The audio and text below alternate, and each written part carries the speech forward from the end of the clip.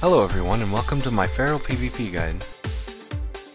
This guide will cover the basics of ability changes, stat changes, glyphs, talent tree, playstyles, and rotations. One of the most important changes this expansion was the removal of damage over time ability snapshotting. What this means is no matter when you apply your bleeds, if you have a trinket proc or use an on-use trinket, it would increase your bleed damage without having to reapply them. This is great for Feral. However, this does not apply towards Tiger's Fury and Savage Roar. You still need to have those two up before applying bleeds for extra damage.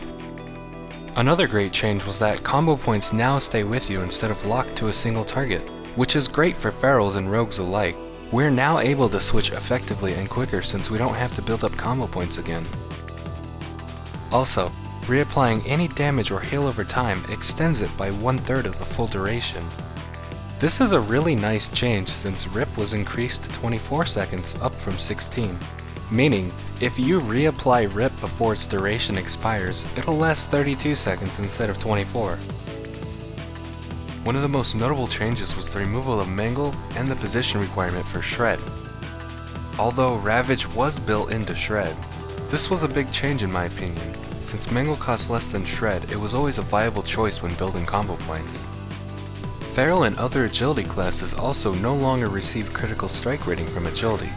Instead, we've got a new passive called Sharpened Claws. This passive increases our critical strike rating gained from all sources by 5%. As for abilities, Symbiosis was removed. I know a lot of people were upset about this change. Personally though, I like it. We're no longer limited to playing specific comps with a Holy Paladin or a Priest.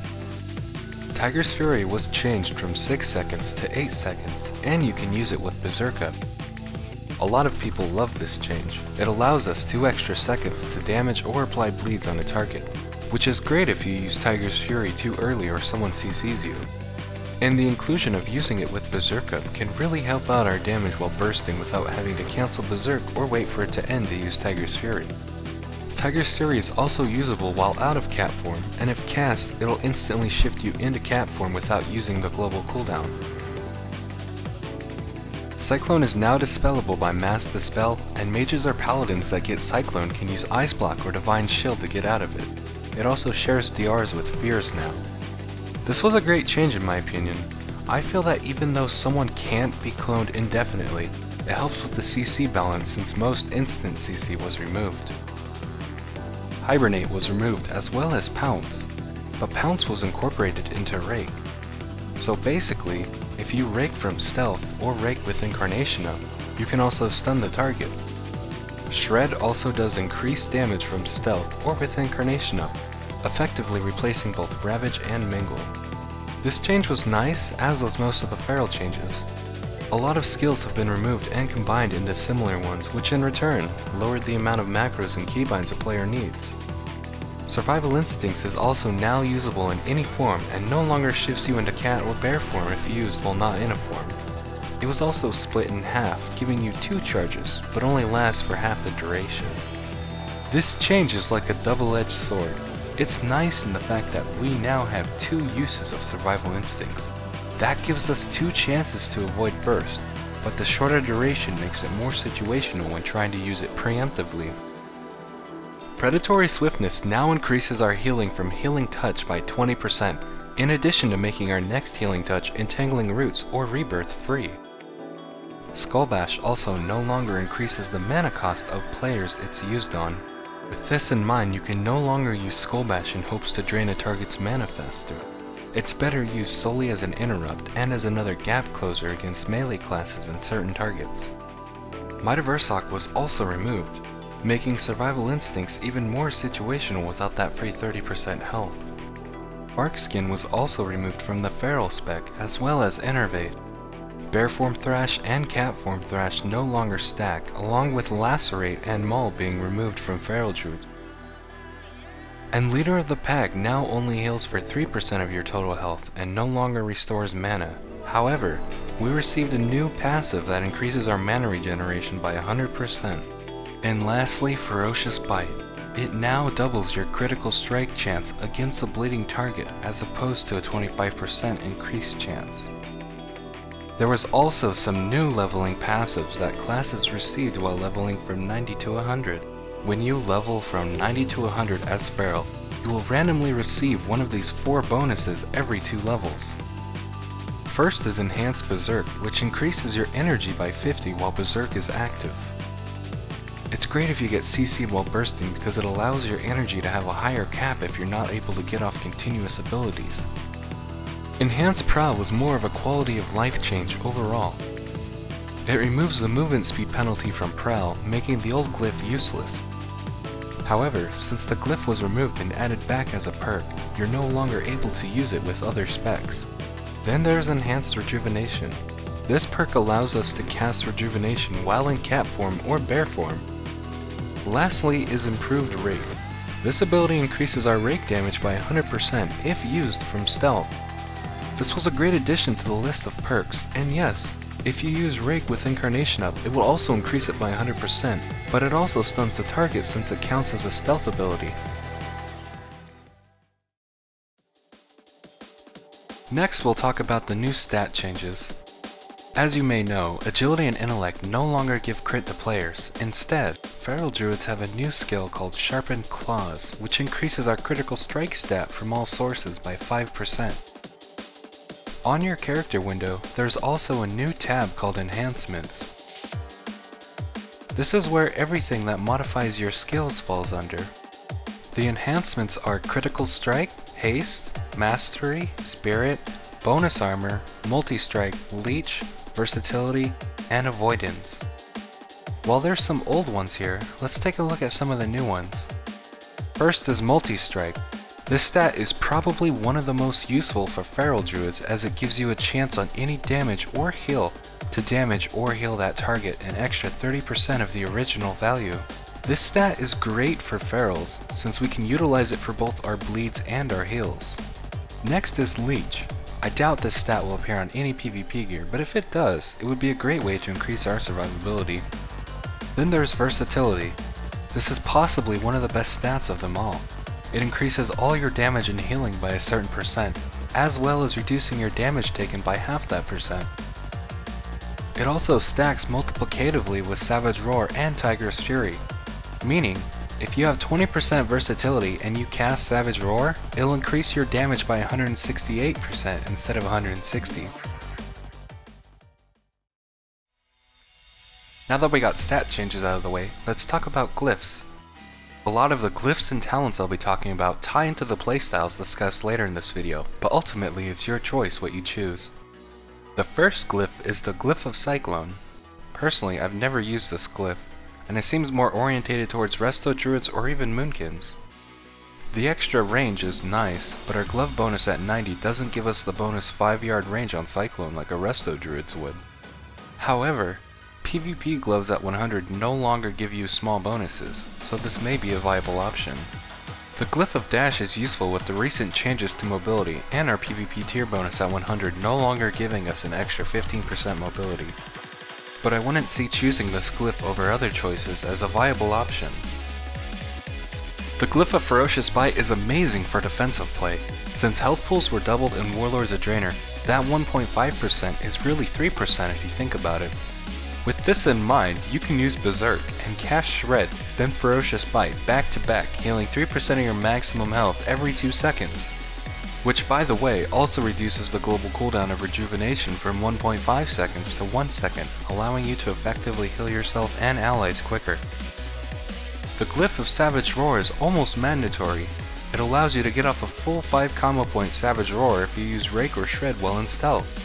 Savage Roar was also affected by the 1/3 change, allowing its duration to be increased by 1/3 if it's refreshed before running out.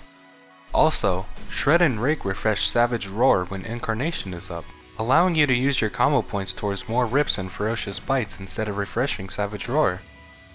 The Glyph of Savagery is alright. It's useful for people that often forget to refresh Savage Roar. The only downside to it is that it decreases Savage Roar's damage from 40 to 30. Regardless of that fact, I wouldn't recommend using this in arenas. Not only does it decrease the damage, but it turns Savage Roar into a passive ability, meaning you're not able to manually cast Savage Roar to get off predatory swiftness procs.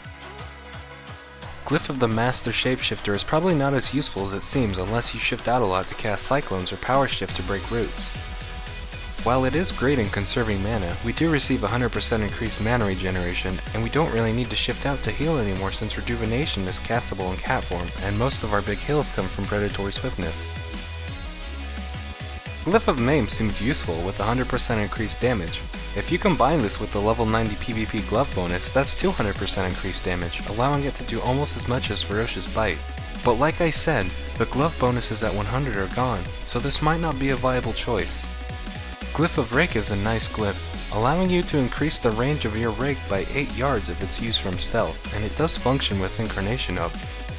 Glyph of Skullbash lost its value after the duration was nerfed by 50%. I wouldn't advise using this since the cooldown is still increased. Glyph of Survival Instincts is now completely useless. If used, Survival Instincts will only last 3 seconds with a 1 minute 20 second recharge time. Most bursts from classes last longer than 3 seconds, and so does CC. Glyph of Catform is interchangeable with the Glyph of Ninth Life because you can't have both active at the same time. These two glyphs also stack nicely with versatility. Glyph of Catform is more of an offensive glyph. If you play with the healer, your self heals and their heals will be increased on you by 20% while you're in cat form, allowing you to have more uptime and less defensive play. Glyph of Ninth Life is probably more for defensive play. It's great if you have to go to bear form, and it allows you to soak up a bit more damage while in cat form.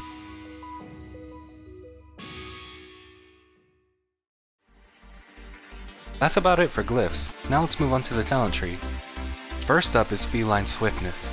The 15% mobility is great, especially since we lost the 15% mobility from our tier bonus. However, I don't recommend choosing this over Wild Charge, as Wild Charge is one of our only gap closers. Displacer Beast doesn't feel like a good feral skill either. The movement speed is nice, as well as the instant blink, but the cooldown is what keeps me from using it. And then there's Wild Charge. This skill is great, and it's our main gap closer as a feral druid. It has many uses depending on what form you're in too. You can use it in cat form to charge an enemy target and daze them. And if you use it in bear form, you'll charge an enemy target and root them. This is great against targets immune to magical damage such as Death Knights using anti-magic shield. You can also use it while not shapeshifted to leap to an ally. In the second set we start off with Ysera's Gift. While not seemingly as good as Cenarion Ward after being nerfed by 1%, the health pools are doubled, meaning that the healing is doubled too. However, the healing from it is no longer increased by Heart of the Wild. Renewal will most likely be a less viable choice now. Since Might of Ursoc was removed, you can no longer macro it together for a massive health boost. Cenarion Ward feels like the most viable choice from this set. It's a great heal, and you can cast it on allies. Its heal is also increased if you have Heart of the Wild up. And you can cast it twice with Heart of the Wild up since Cenarion Ward has a 30-second cooldown, and Heart of the Wild lasts 45 seconds. Another thing about Cenarion Ward that most people don't know is that once you cast it, it lasts 30 seconds until damage is taken. But it also has a 30-second cooldown. What this means is you can cast it in arenas when the starting gates open, and have it back up to cast again if you take damage near the end of its duration. In the third set, Typhoon still feels like the only viable option. Fairy Swarm is useless unless you want a range slow because we already have Shred slowing targets with infected wounds. Mass Entanglement isn't really good unless you want to root a Warlock's Imps, Mage's Mirror Images, or Hunter's Stampede. Typhoon is also great for knocking players off high areas or interrupting spellcast if your Skullbash is on cooldown. You can also use it against players immune to interrupts and to knock players out of line of sight. In the fourth set, Incarnation still feels like the way to go. However, Soul of the Forest is great in combination with Berserk and the Glyph of Ferocious Bite since it provides a decent amount of energy regeneration and off-healing. Force of Nature is decent for a little extra burst every minute, or even to get off roots if you need one. And again, Incarnation feels like the only viable option here. It's great for CC since you can rake stun whenever you want while it's up. You can also stealth if you want to get pressure off if you're being targeted, or to dodge an offensive spell and CC abilities. The Glyph of Savage Roar also constantly refreshes Savage Roar if you rake or shred with Incarnation up, allowing you to use your combo points towards more rips and ferocious bites. In the fifth set, there's really two skills you should worry about choosing: Incapacitating Roar and Mighty Bash. Incapacitating Roar is useful, and you would probably use it against caster Glyphs just for the extra interrupt every 30 seconds. However, this spell does share diminishing returns with other spells, such as Hunter's Scattershot and Rogue's Blind. Personally, I prefer Mighty Bash. It's a useful stun to have since it doesn't use combo points or energy. In the 6th set, all 3 choices seem viable. They're all good in their own ways. But Heart of the Wild still seems to pull out on top, even with the recent nerf removing the 6% bonus stats you get from it. Coupled with Cenarion Ward and instant proc healing touch, Heart of the Wild can pull out some massive heals. It's best to use when your healer is CC'd, or even when playing without a healer. In the last set, there's 2 different skills you can choose from that'll really alter your playstyle. And while Lunar Inspiration looks nice because it's a ranged combo point generator and another dot, it's not one of these choices. It seems like a good skill, but why you wouldn't choose it is because its damage doesn't scale with Tiger's Fury or Savage Roar since it's not considered physical damage. That leaves us with Claws of Shirvallah and Blood Talons. Blood Talons works exactly how Dream of Sonaris used to work, by increasing the damage of your next 2 melee abilities by 30%. The only downside is getting off the healing touch when you need it. If an enemy team is smart, they'll dispel Predatory Swiftness before you have a chance to use healing touch with it. Claws of Shirvallah is an interesting spell. It allows you to use all non-damaging spells while in cap form, meaning you can now cast Cyclone, Mark of the Wild, and Healing Touch while in cap form.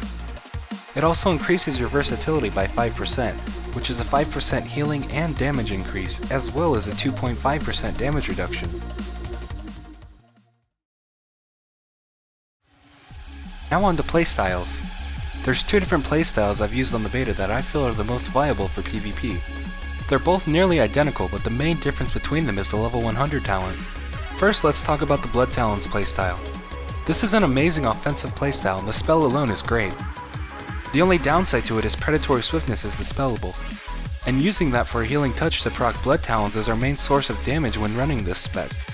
You can also cast Healing Touch with about 2 seconds left on the arena timer to get Blood Talons up when a match starts. What you want to do to play this spec is save your Predatory Swiftness proc.